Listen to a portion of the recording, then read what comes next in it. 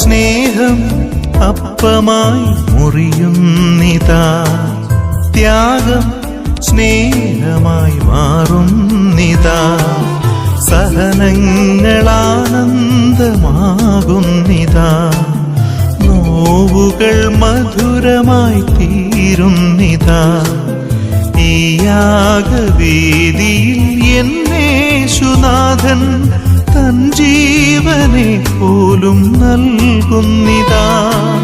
സ്നേഹം അപ്പമായി മുറിയുന്നിതാ, ത്യാഗം സ്നേഹമായി മാറുന്നിതാ, സഹനങ്ങളാനന്ദമാകുന്നിതാ, നോവുകൾ മധുരമായി തീരുന്നിതാ.